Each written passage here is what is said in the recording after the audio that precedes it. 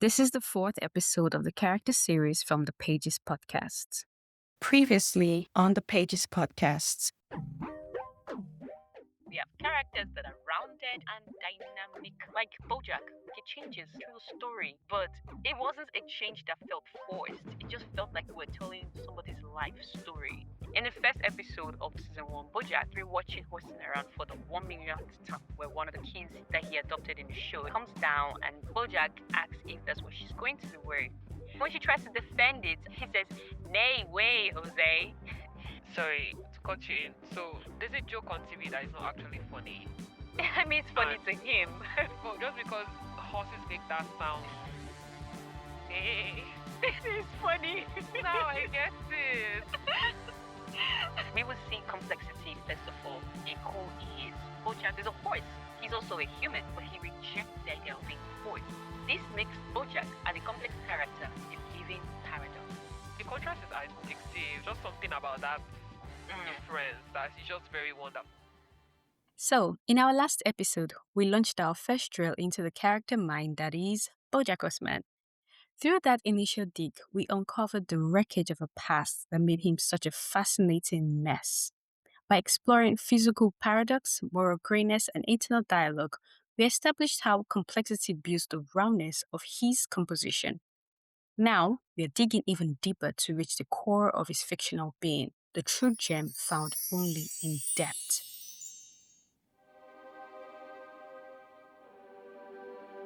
While complexity is the hook, depth is the soul, a storytelling commandment you absolutely cannot break. You can't risk it. The creators of BoJack Horseman didn't just follow this rule, they mastered it, creating an industry-standard icon of adult animation in the process. Today, we continue our anatomy of a legend. If complexity makes a character interesting, then you really should see what depth does. Depth is what makes them real.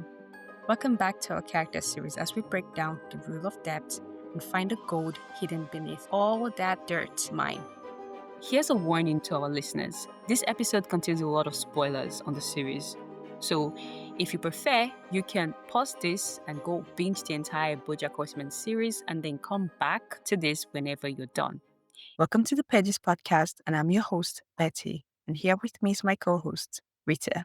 Thank you for joining us.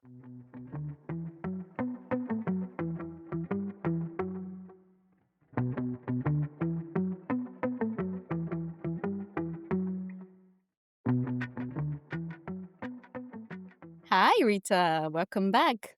Hello. Thank you. So, we are going to consider depth as a tool in crafting rounded characters. We just finished complexity and now we're going to get into depth. Rita, I'm going to ask you another question. Are you ready? I'm always ready. When you hear that a person is superficial or shallow, what do you typically think about? Maybe. Okay, wait. This is the part where my brain goes blank. Because there's no particular way I can pinpoint. It's okay, this person is superficial or shallow, no matter how they sound. But in TV shows, though, Mm, a character, yes, if they are just there to make the main character look good, then like I can't specifically say particular things that they will do, but mm. it's just in the subtext of the show. You can just say that this character is very, very superficial. I don't know why an example is not coming to my mind, but I can tell like is this a logical way of saying it? I just feel that this character is superficial. Yeah. Yeah, I mean, it's a sentiment you would get when you experience some characters. You just go, what's the deal with them? Like, why do they feel so Fake. empty? Empty. Yeah, fake, empty. Like, what's going on? Like, I don't get this Yeah. character. Like nobody talks like this in real life. Yeah. Nobody does. It's worse when it feels like the character is getting so much screen time and there's just nothing Yeah. to them. It's like, dude, you have so much screen time. What the hell? Do Yeah, something with exactly. your screen time. Exactly. All right. Dictionary definition of a superficial or shallow person. It means to lack intellectual or emotional depth, focusing primarily on surface level concerns like appearances, material possessions, social status, rather than deeper truths and complex thoughts or meaningful emotional connections. Ouch. Ouch. Superficial person often avoids serious, introspective discussions, and they will seem self-centered, and they will be quick to judge others based on outward characteristics rather than their inner substance. Well, this is not so different in fiction for characters. A character that lacks depth comes off as flat or shallow, but not in regards to their personality necessarily, right? They might have a great personality. It doesn't mean that they are terrible people. It's just that their character design, it fails to show the audience the presence of a deeper inner life beyond their physical and obvious archetypical traits. So, what exactly is character depth? What is it exactly when we say character has depth? What are we talking about? Character depth is a tricky one to explain, especially since it's closely related to character complexity. You might confuse the two of them, but a character with depth usually entails some level of complexity because complexity is an attribute that makes characters more relatable. I like to say that if you have character complexity, chances is that you would have character depth. But it's not always the case, by the way. Having that complexity, sometimes it makes characters more realistic and it leads them to having depth. However, a complex character isn't necessarily a deep character. A character can be complex without having a strong sense of internal depth. You can have a character who is complex by their composition. They have these attributes that is kind of complex, but you're going, well, I don't know what this person is thinking. I cannot predict this character. I don't know what they're all about. I don't have a sense of something deeper than just this superficial complexity that's been presented to me. A character can't be deep without being particularly complex also.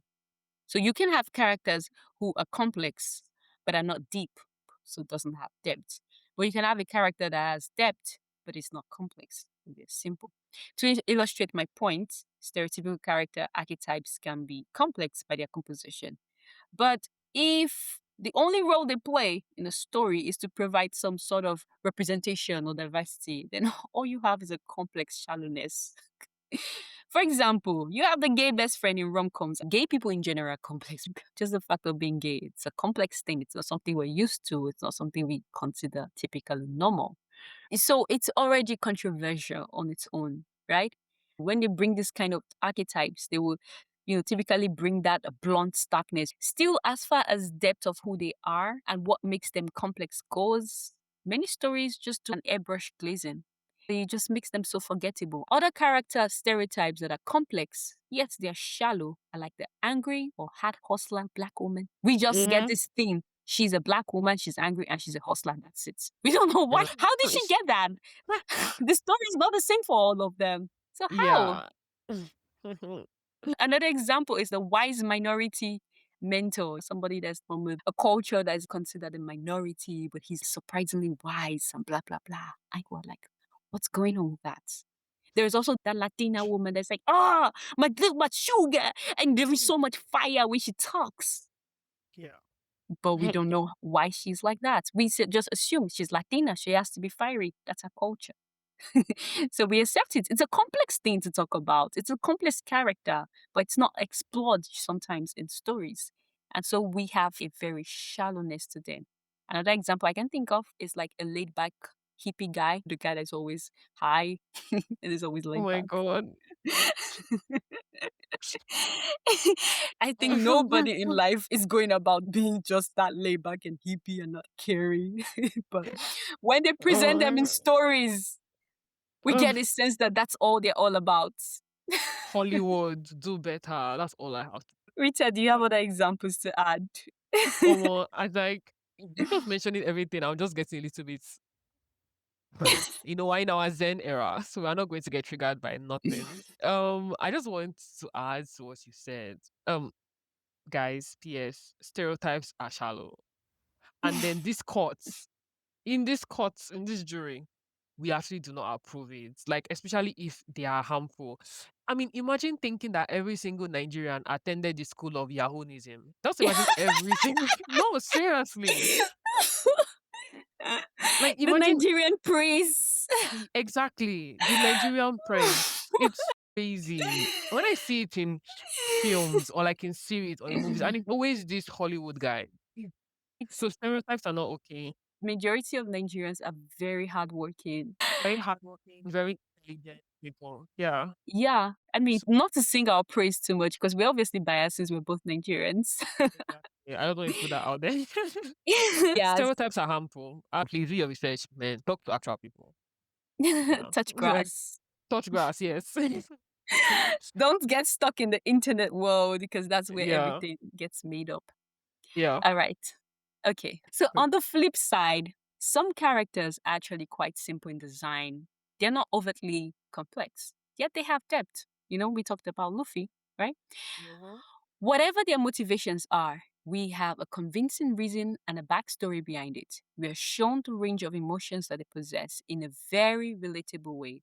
And they are the type of characters that don't typically or generally undergo lots of transformations. That is, their core personality remains consistent and intact. Now, I don't know if you're familiar with Gilmore Girls. There is Lorelai from Gilmore Girls, and she's not overtly complex. She's got the whole rich girl confined trope going on. She's from a rich family. She has very controlling parents, especially her mom, and she runs away from home as a pregnant teenager because of her parents.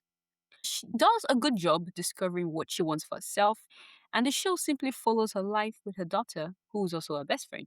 The show doesn't do flashbacks, but they use powerful, witty dialogues to offer the depth of a character. So we don't have to guess too much what really motivates her, what she's searching for, and what her insecurities or vulnerabilities, what are those all about? We don't have to guess because she talks about it every chance that she gets. Even her coveted relationship with her daughter, which any parent would love to have. Like, what kind of parent doesn't want to be best friend with their child? But it becomes something that is rooted in who she is and how her own life experiences with her own parents forced her to make a conscious effort to create the bond with her daughter.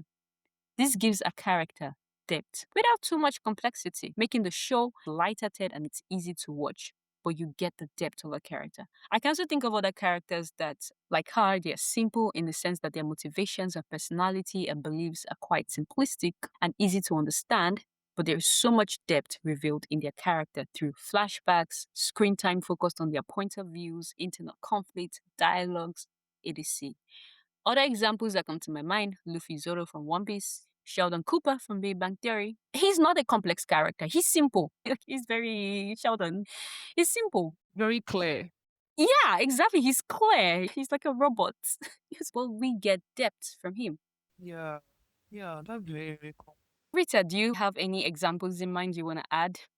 Not really, but I like how you mentioned we can either experience or watch a flashback of the character, or maybe the character is very transparent. So I can see how Mm. creating depth is very, very common. Off the top of my head, I mean, I'm not going to talk about yesterday, but it still happens. It always happens in like Demon Slayer a lot, and Mm. then our top Mm. no jutsu from our.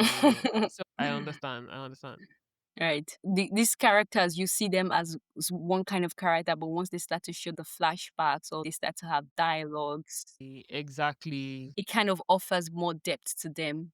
Exactly. So, in summary, what is depth? We've said that word like how many times now, but what is it exactly? Depth refers to the richness and nuance of a character's inner life and backstory. It's not complexity. Complexity is a combination of different stuffs that can also include depth. Complexity is having contradicting personality, being a living paradox, being a moral paradox, having moral grayness. These are complexities, right? And showing different emotions. Exactly. Yeah. Yeah, exactly. But depth is all about what goes on behind the scene, behind all of everything that you have showed us that the person is. What goes on behind all of that? It is all about how well the audience understands the character's motivations, feelings, and the experiences that have shaped them. With depth, you're exploring how much of those details affect the story you are telling. Depth is like the middle ground between character complexity and character development. Depth isn't about adding traits, but about understanding their mindset and how they would react in various situations. If you recall in our previous episode, The Memory Drift, we talked about creating memorable characters.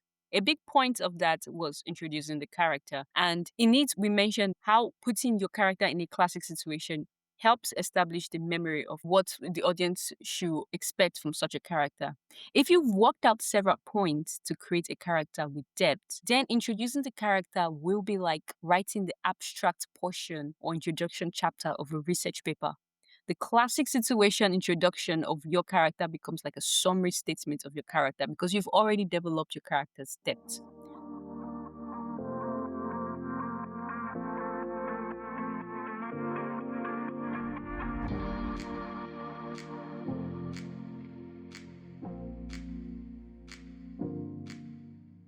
So, how do you spot depth in a character and how do you utilize it in creating your own characters? According to research, not me, because I'm not a great writer, so I'm just telling you what the research says. According to research, to develop character depth, there are some things to consider doing. Number one, you could try understanding the character's motivations. You cannot have character depth if you don't know what motivates your character. That's just a point. Blank. Fact. You can't. Because how do you talk about the how if you don't know the why? How do you talk about the why if you don't even know what the what is in the first place? So you want to try to, first of all, answer questions like, what are my character's goals and desires and wants? A character's motivation is driven by what they want. So what does your character want? And that becomes the basis of their motivation. You also want to ask those like, why do they want these things? That's when you start to add depth to your character. Okay, my character wants to become the president of a country. But why? Yeah, it's cool to be a president, but just say, I want to be president because it's cool. That feels flat. There has to be reason why the person is serious about pursuing politics and then becoming president of a nation. Then you explore stuff like what are their fears and their values and how do these influence their actions? Because people act based on fear, people act based on things that they value and it influences them. These are ways to start building character depth. These are the whys behind the whats. Another way to add character depth is to explore their inner life. This is a point that we've already made for complexity in character design. Characters become complex when they are shown to have internal conflicts and dialogues. This in turn adds depth in the character. But here's where it's different. In complexity, we're talking about internal conflicts. We're talking about the character thinking contradicting stuffs, deliberating with themselves, fighting with their minds, right? Struggling. But in depth, we're just seeing what this person is thinking. It doesn't necessarily have to be, in conflict in what they're doing or what they believe. It's just what they're thinking before they're taking an action. It doesn't necessarily always have to be a matter of conflict. Now and then, especially in character-focused storytelling, the general rule is to get your audience to see things from your character's point of view and to show their thoughts and feelings and internal struggles. If you have a character-focused story, then something you will be thinking about is showing your character's point of view. You want to tell the story from their point of view, how they see things. Another thing you want to do is to give them a rich backstory, and that shapes their personality and motivations. It doesn't need to be something complex or complicated, but it's essential that we can see that the origin of a character's wants and motivation is from something. People want things for various reasons, and finding these reasons is part of your character's backstory, and that's what adds depth to your character. Another way to add character depth, you can add relatable flaws and vulnerabilities and how it relates to the character plot line. And remember, in complexity, you have a moral paradox. You're presenting a character that is not good or bad, just like in the gray area. But in character depth, when you're bringing flaw, it doesn't necessarily mean that just because a character is flawed or they have vulnerability, mean that they have that moral grayness. There can still be some characters with pure hearts who are just principally good because that's like their role in the story, or some characters are just principally bad because that's their role in the story. But if you want to make such characters have more depth, you have to present a flaw. And a flaw is not really about morality. It can be that, okay, maybe they are too obsessed with facts, all those people that are very tactical and very logical and they like facts. They're obsessed with the facts of things. That's a flaw. Or vulnerability could be somebody who has the fear of water or blood or something. That's a vulnerability. So these are things that add depth to a character, which is different from moral paradoxity that you see present in complexity. So here's the thing, no one is perfect. Flaws make characters relatable and interesting, and it, of course, gives them complexity. However, you want character flaws to be relevant to the story plot line. So you're not just telling your audience, oh, look, my character has a flaw. What's the point of the flaw if it has nothing to do with the story? Why are you telling me your character has a honey allergy if it has nothing to do with the story? Very real. Very, very real. Why do I care if my character has like a particular flaw or vulnerability if it doesn't impact the story? That's pointless. You're just adding unnecessary information. Even something as trivial as allergy can be used to spin a plausible narrative for your character. Your character has an allergy. Well, maybe this allergy becomes something she tells her partner, and the partner is somebody that doesn't show a lot of concern, ignores that allergy, and then maybe she eats it, and now she suffers from something, and it's part of the story. And maybe her next boyfriend or her next partner is somebody who pays attention to every little detail. She doesn't tell this person that she has an allergy, or she mentions it once, but this partner is so conscious that when she accidentally tries to pick something that has something she's allergic to, the partner goes, no, don't eat that. Or the person collects it and eats it instead. At first, you don't understand, but later you realize it's because he knows that she has this allergy. And then she's like, oh my God. Then that's a story. But you tell me, oh, she has a bee allergy and it's just by the way information. Nah. Flaws are connected to personalities and are internal negative vices. Vulnerabilities are connected to more physical or environmental disabilities or socioeconomical or cultural positions that put them in disadvantaged positions. These things, when being assigned to a character, can easily be done flippantly to fulfill a representation role of a stereotype, like what we talked about. But if you spin relatable stories that shows how their flaws or vulnerabilities affect their life and how they relate to others, that's a potential for a deeper, nuanced character. Things that are stereotypical. Oh, black people eat too much pepper, or Indians have too much spices. I mean, it's not necessarily a flaw, it's a stereotype. But why are you telling me this person has these things if it's not relevant to the story? Why aren't you Yeah. explaining how this person is so selfish? Because in our culture, she eats a lot of spice, so she doesn't care that others cannot tolerate spice. And so she puts a lot of spice in the food, and other people have to choke on the food. That's a story. Yeah, to add to what you said, it now becomes less about the spice and then more about the fact that this character is actually flawed. So, Yes, exactly. yeah, Exactly. The thing about stereotypes is that it's not that it's wrong or that they are not true or that they cannot be used. It's how they are used. What are they exactly. pointing at? Right? Another way is that you can just give them more moments of actions rather than inactions. You know, one thing people don't like in stories, Rita? People don't like characters that are passive. You know, those ones that go, you know what? Let me just see where life takes me. I mean, Mm, there are stories of characters like that, but nobody wants to watch a person who just sits back and see where life takes them. I mean, yeah, even in the most simplest slice of life stories, you know, those animes that's just like simple day to life, blah blah blah. Do you typically watch what's the name of these animations again?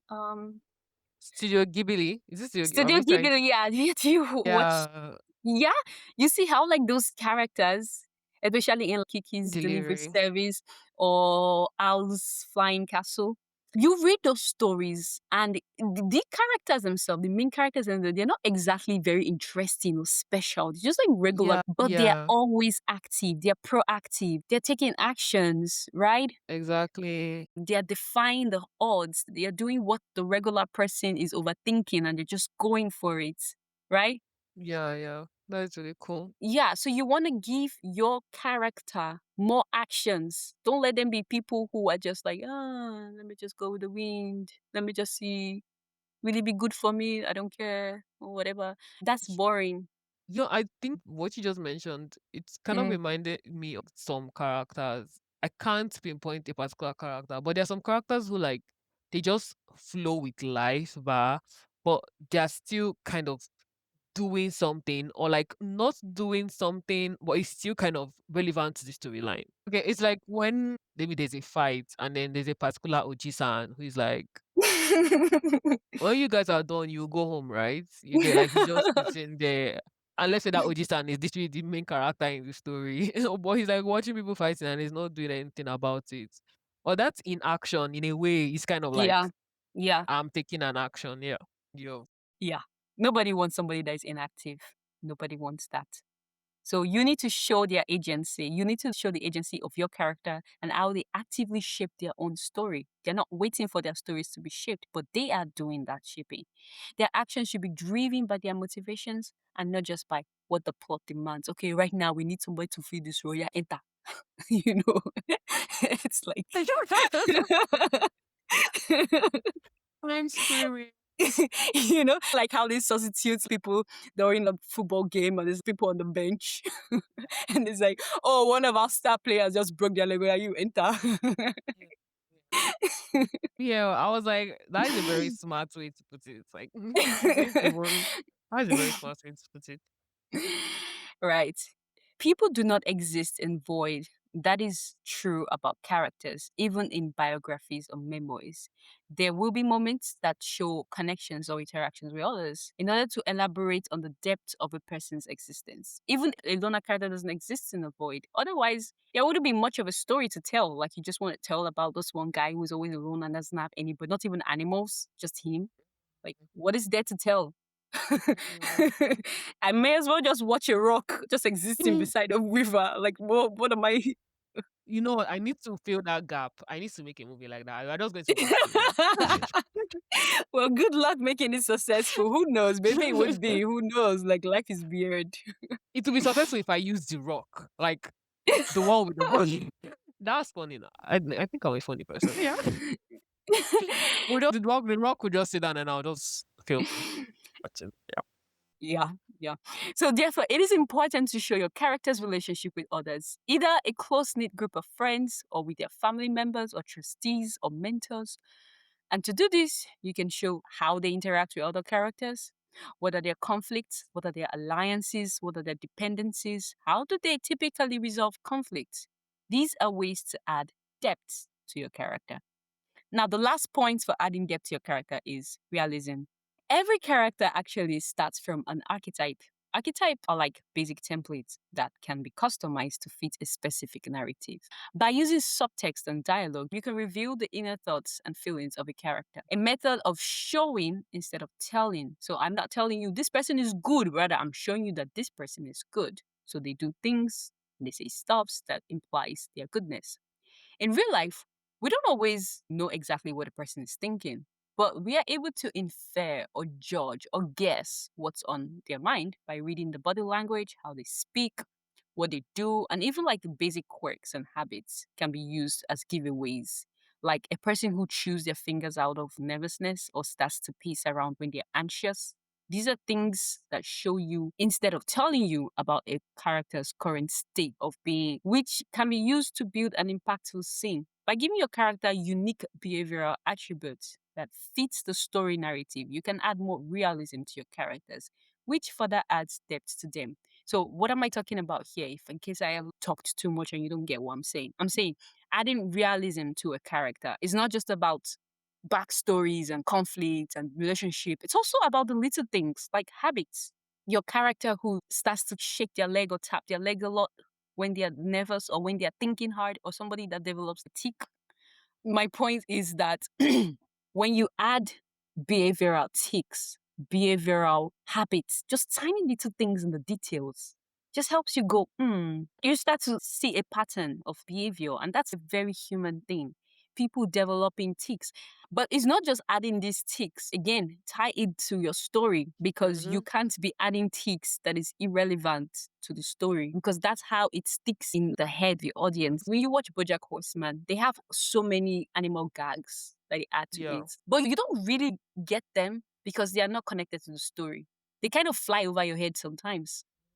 But if some of these animal gags were actually connected to the story, Like you could relate it to the main story of BoJack Horseman, which is something that would have been hard to do in their case because they had so many of it. But assuming they had like just a few and they connected it to story, you always remember that, oh, this particular character did this thing because he's a dog or because he's a horse or because she's a cat, that kind of thing. So Mhm. yeah, but doing that is it's not just a gag again. It now becomes like an additional depth to the character. So now we're going to explore the last part, shall we? Hi, Pages! Jumping in quickly to remind you that this conversation doesn't have to end here.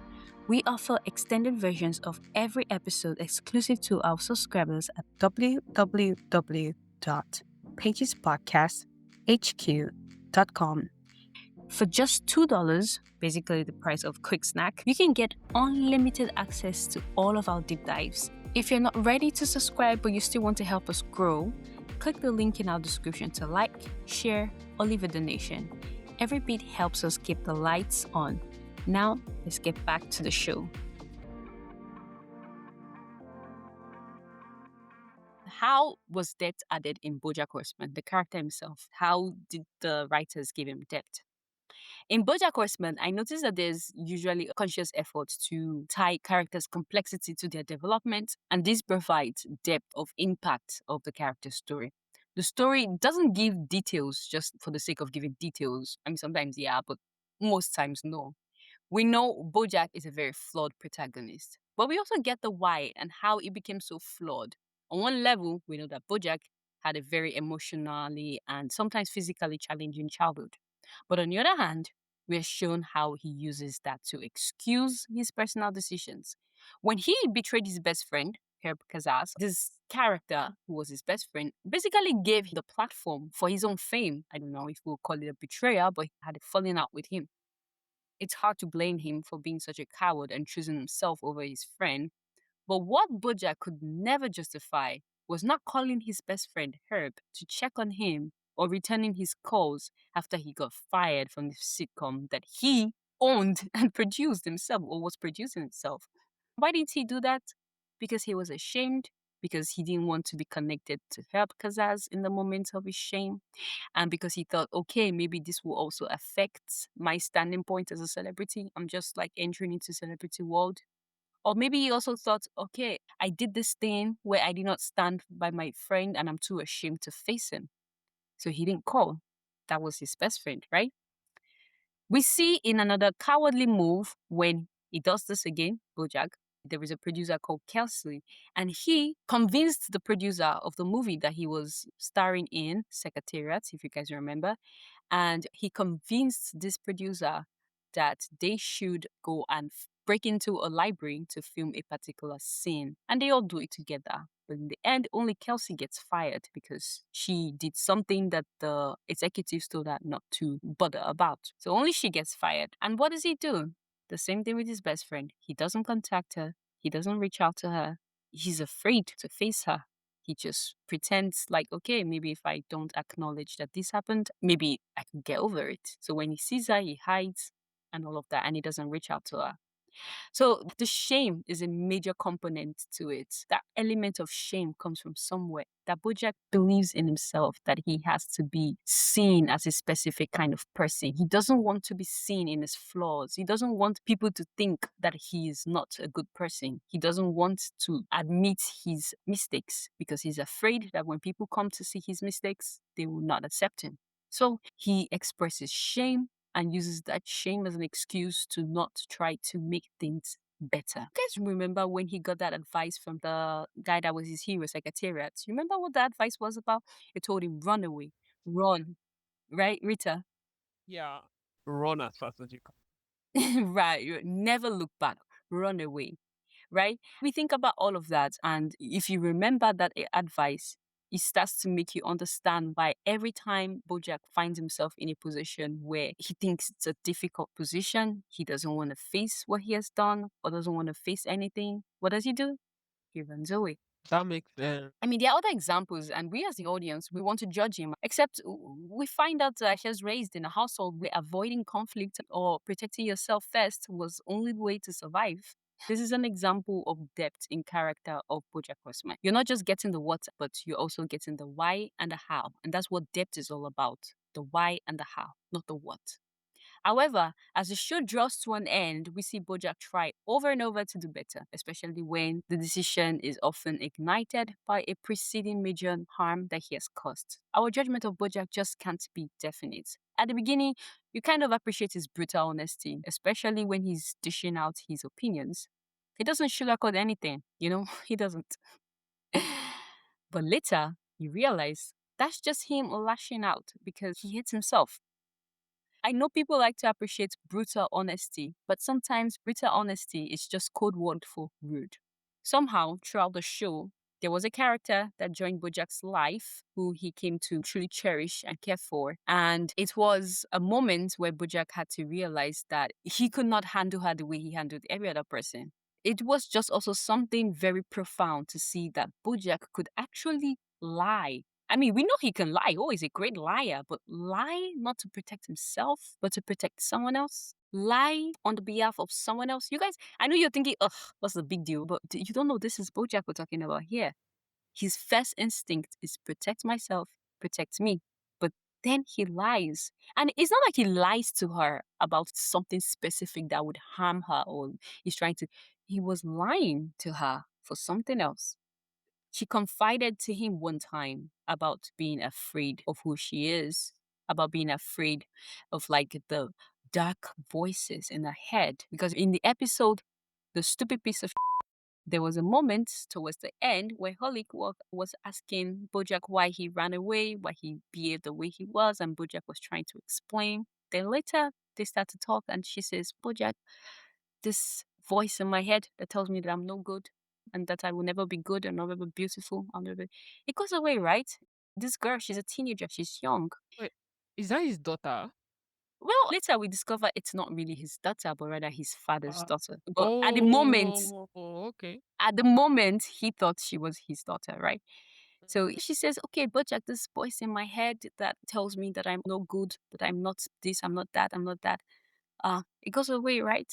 It goes away eventually. It's just because I'm a teenager and I'm young and I don't know anything. So it's going to go away, right? And this is an episode where BoJack just experienced a whole episode of calling himself stupid piece of insulting himself.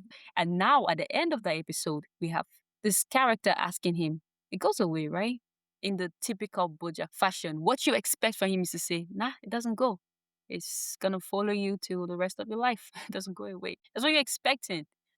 But BoJack, he considers himself. He considers his words. He looks at this girl. He doesn't want to hurt her. She's so scared. She's afraid to hear him say the brutal truth that no, it's not going to go away. He looks at her. He considers his words again. And he says, of course not. Are you stupid? Of course not. That was heartbreaking, not gonna lie. So you kind of go, whoa. I mean, it's not a big deal, but for us as the viewers, we know that this is something different. This is not normal BoJack that we know. Yeah. So he tells her, yeah, it goes away. It goes away. It doesn't stay. It goes away. Is it out of selflessness or guilt or shame? Or maybe a combination of everything? Whatever the case may be, this will be seemingly one of the most selfless things that BoJack does in the series. For someone who hasn't seen the show, you're probably thinking, that's a really low bar to praise someone on. But this was a very profound moment that foreshadowed BoJack's ability to actually change. The true test of depth in a character is the audience's ability to deeply understand the character's actions and inactions, motivations, and needs throughout the character's development and how it relates to the character's transformation. A character has depth when the more time you spend with that character, the more you are able to know and understand the character. Not every character has this. Some characters do not always show depth, despite how much screen time they get. Things are often kept superficial and you struggle to appreciate the whys of their actions and decisions. So, generally, there's nothing wrong with a character without depth. Honestly speaking, you don't always have to have depth in your character if that's what you're going for. They don't have to have so much impact on the story. They can simply play a minor role. Or you just want it to be like, okay, slice of lives, just casual watching. I don't know what you'll be going for to not give your character depth. Whatever it is, it's not a crime. People would probably still watch it or listen to it or read it, whatever. However, If your goal is to have a rounded character, you simply cannot ignore character depth. So, in summary, we have talked about character complexity and character depth as two major elements in creating a rounded character. With that, the episode is over. Do you want to add something, Rita? I think I've learned a lot today, and I will definitely to rewatch BoJack. Yeah, I've learned a lot. That's what I have today, and I have a lot to think about. So, yeah. Hey, pages, before we close the book on depth, here's a look at what's waiting on the next page. In our next episode, we're tackling the final ingredients of the rounded character recipe: transformation and development. We'll be breaking down how a character evolves without losing their essence, and of course, how BoJack serves as the ultimate case study for a life in flux. To stay in the loop, follow us across all social platforms at pagespodcast_HQ. You know the drill. You can stream our content on YouTube, Spotify, Amazon Music, and Apple Podcasts. And remember, we keep the hidden gems and the sweetest insights. And since we're anime fans, I am a huge anime fan, so of course we talk a lot about popular anime stories such as Naruto, One Piece, Attack on Titan, and a few others. And that's where we have the sweetest insights. All of that you can discover on our website only.